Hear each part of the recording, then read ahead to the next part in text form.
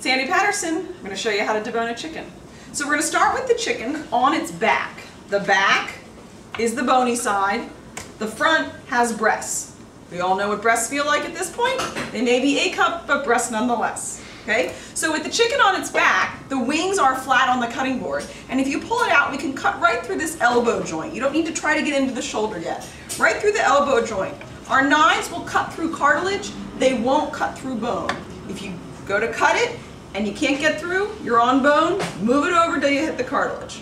We also don't contort ourselves for our food. We move the food for us. So just move your chicken around and cut through that other little elbow.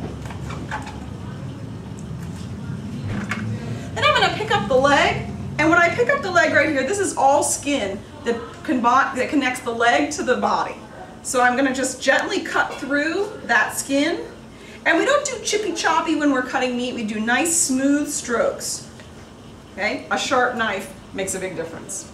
When I get up to this point in the chicken, I turn it on its front so that now I'm on the back side. And when I pull up the leg, I have a little piece of meat on the back. It's about right here that pops up, and that's called the oyster. It's the best bite of meat on the bird. On a chicken, pretty small. It's about the size of my thumbnail. But on a turkey, nice mouthful. I'll tell you that at Thanksgiving, it never makes it to the table. So I want to scoop that out. It's a good bite because it sits in a little pocket of bone, and that bone gives all of its juice and nutrition into that bite of meat when you cook the meat on the bone of the animal. Okay? So now I'll pop the joint out, that little hip joint comes out, and I'll finish cutting my meat off.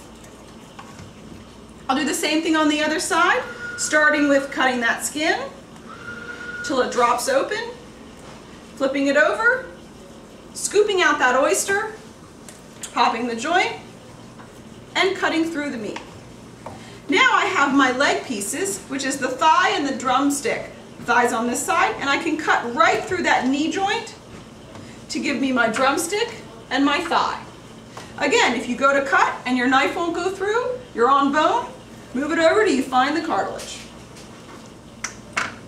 Now I've got less of these breasts. I can find the breastbone here in the middle, made of cartilage, but we call it a breastbone. And I'll start by cutting down on this side of it, straight down, until I hit that rib cage.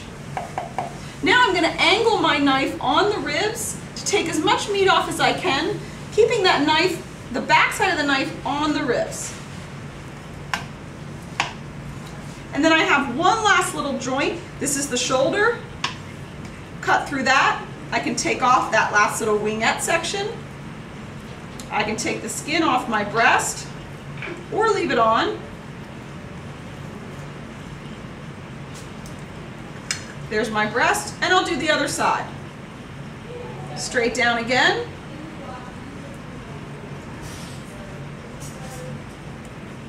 Feeling those ribs underneath my knife.